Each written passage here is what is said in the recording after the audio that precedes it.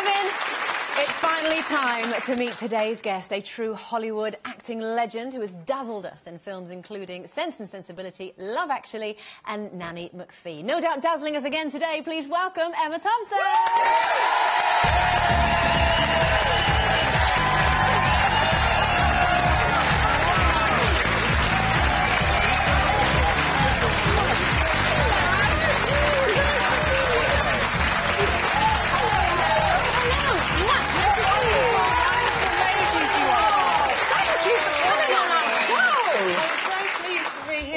Listening to you chatting around, just thinking, aren't we lucky to have you on telly and this chat, this sort of talk going on, and the honesty and the warmth. I think we're lucky that we have the opportunities. There's a lot of, you know, for all our whingings, all the countries you can't sit and have at our age. At our age. There's that also, yes, absolutely. I've just realised you've got lipstick on your shoulder. Yeah, that was me. Lipstick on my shoulder. Can we talk about that to kiss a skin? Yeah. Trying to eat the fruit.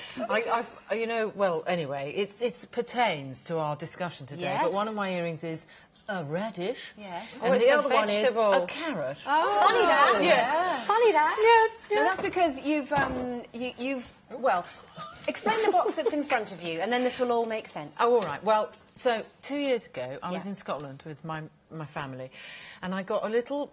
This was wrapped in brown paper with string, and...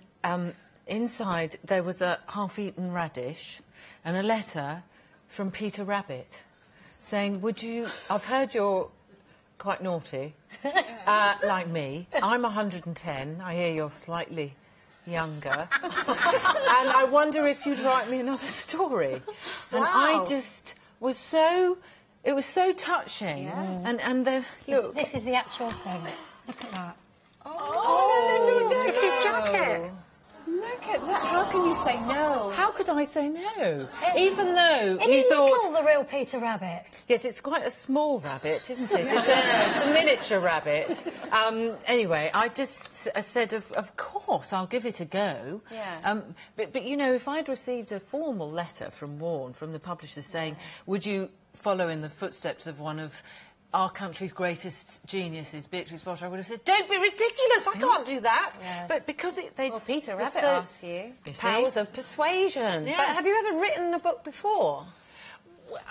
Well, sort of. I've written a version of Nanny McPhee, the second Nanny McPhee I made into a book, which is also it's the story of the film and also the diary of the film, because I always keep diaries. So that's quite interesting, because kids can read the story, but then they can also read about that bit of the story being filmed on that day.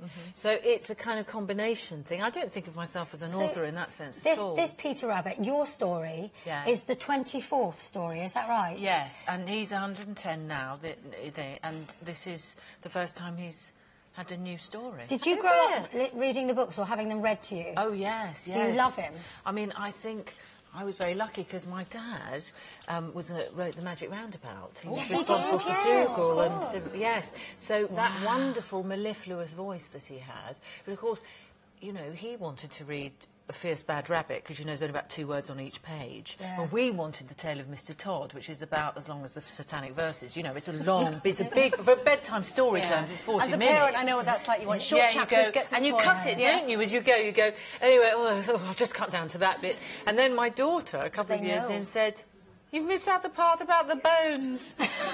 I'm like, oh, my God, I can't get away with it anymore. I can't get away with cutting it. Yeah. But she's such an extraordinary writer, Potter. Do you not take Peter to Scotland? Have you taken him on a trip to Scotland? I have. Why is that? Because when they asked me, I was in Scotland. And Beatrix, I started reading about her first. What an extraordinary woman. Yes. I mean, she was... You know, she was an expert botanist. She was a mycologist, an expert in fungi. She had all these animals, and what was so interesting about her, she was completely unsentimental about them. She had her rabbits, she named them, she got to know them, she looked after them, and then she boiled them. When they were dead, she boiled them, and she took the bones and examined the bones and drew them all. She was a scientist, but because she was born in that... With Renée Zellweger, of her life story, which was fascinating, how Frederick Warne, the publisher... Yes. Sort of nurtured her, didn't he? And you know, helped her with these little books. I mean, well, you say little books. That one's big, yes, but it will. In the end, it will be little. It'll be the normal size. Could you read us a wee bit? Yes, that would be really great if you could. Oh, this is brilliant. I know. Settle down, everyone. Are you comfortable? Shall I read a bit with Scottish in it? Oh, go on, then. He does go to Scotland. Is it in the present day, or have you kept it kind of timeless I've kept it timeless, and because her language had such a huge influence on me when I was little, you know, the fact that she used long words like soporific, you know, and my father, writing the Magic Roundabout, boring, Jane. Oh, thank you, Alan. Makes you go to sleep. Sleep-inducing. Makes you sleepy, It doesn't necessarily mean boring. Well, it makes Dad used the word mollusk in one of his Magic Roundabouts and got letters of complaint from parents saying, how can you use phrases like hoist with your own petard?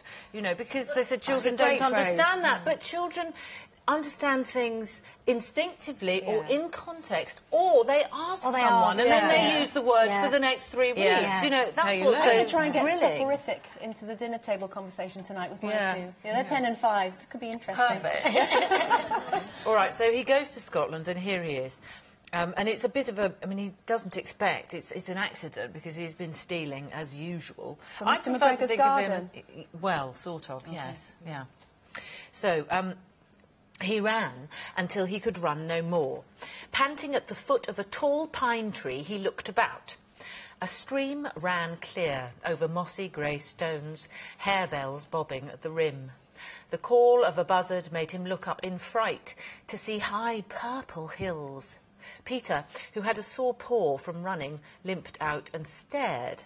He had left his shoes in the sandwich basket. "Aye," said a deep voice, "no matter where we've been or where we're going, 'tis the hills draw us back." Peter turned to see a huge black rabbit in a kilt, a dagger thrust into the top of his laced-up boot. "You'll be Peter Rabbit," said the giant. Peter nodded. "Finlay McBurney at your service. News of your disappearance came up with the mail coach. Your mother's fit to be tied. Follow me."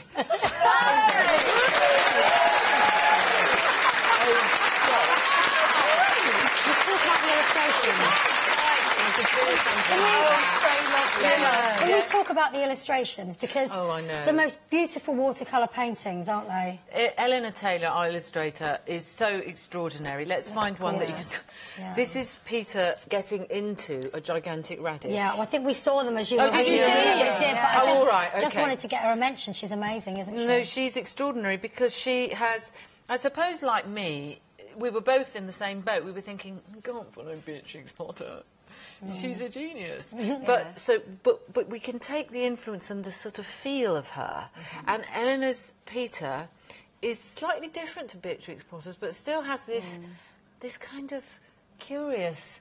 naughty flavour. He's just so touching. But Emma, can I ask you, because obviously, you know, you talk about the pressure of following from Beatrice Potter. You followed Jane Austen, because obviously you rewrote the... I nicked her story. You nicked her story, basically. Thank you for saying that. So I was going to say, you've been here before, Emma Thompson. This is not like it's anything new. No, so obviously you'd already put yourself under pressure doing that. Did you enjoy rewriting Sense and Sensibility for the screen?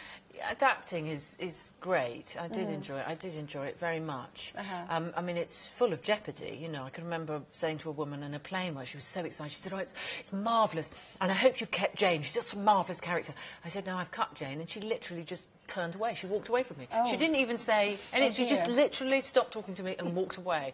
So you can end up offending people dreadfully. Yeah, you should never get rid of Jane. Never. No, exactly. Never get rid of you, Let's have a wee look at you in action as well. Here we go.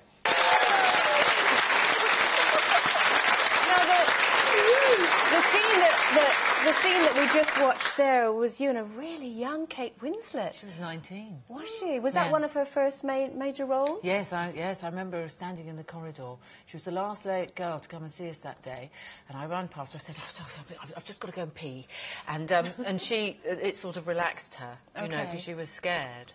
We've been like sisters ever since. Did she win an award for that as well? Did she? God, I can't remember. Oh, I thought she did. Did she win the BAFTA? I think she did. She won the BAFTA. You also she did. You were having a wee bit of moment in that film. You're playing someone that's quite buttoned up and quite uptight. Is that quite good fun for you? Because you seem so incredibly down to earth, a very relaxed lady. Is that quite nice to play a period drama where you are buttoned up? It's not the phrase that's usually used to describe me. No. It's true. Yeah, mostly unbuttoned. Well, yes, but you were talking earlier about typecasting and actors being typecast, and it's true that at some point in the 90s, my mum said to me, "You're not going to play another good woman in a frock, are you?" And I said, "Yeah, that's quite a good point, actually. Yes, frock and a bonnet, and a corset roles. I did for a while, and then last year I had a very funny. I said to my agent, "My daughter's 12. I can go back to doing some acting. I can go out the house a bit more." Yeah. And so I said to my agent, "Is there anything out there?" And he said, "Yes, we've had 3 job offers in for you. Bradley Cooper's mother." I said, "Not surely." Yeah, mother? Hang no, on. not mother. Then a large 60-year-old in a wheelchair. I did nothing wrong with the wheelchair. She had to be very large and 60. And Mother Teresa. Oh. So I thought, I've got a feeling I may have been typecast in people's minds as Nanny McPhee. Oh. So I better get out there and do something different. So this year I've... Well, speaking of Nanny McPhee, you've done all sorts of different characters, which is what you're well known for. All these amazing characters that you take on. Which are you most proud of? Well, I love Nanny McPhee. Because doing something for children, I think, is the toughest, and I think it's the thing that you have to take most seriously, because when they're little, when we are little, what we take in is so important. You know, people are doing things for children, you have to make it the best you can make it. You have to make it as brilliant as you can make it, and as profoundly truthful and emotionally truthful as you can make it, because they take it in, and they see through rubbish. Because I have to say, both the Nanny McPhee films are on all the time in our house, because it's my kids are absolutely within that age bracket, and they love it. They love the horrible comeuppance of the nasty people, and I love the fact that a mole disappears every time they learn another lesson, and they get all that. It's across the levels, actually. Parents can enjoy it, and at the same time kids get something from it. Well, that's what we wanted. And, you know, you think about Beatrix Potter, we all love her too. Yeah. It's not, you know, when your children say, "Will you read a Beatrix Potter?" you go, yes, as I'm opposed fine to with some that. of the others. Whereas some of the others, my mother did not want to read me Noddy and Big Ears. Well, you're going to be staying with us, if you don't mind, because we're not through with you just yet. OK. If you don't mind. No, it's fine. Because we've got loads we want to probe you about. Probe away. Yes. We're going to unbutton you further, if you don't mind.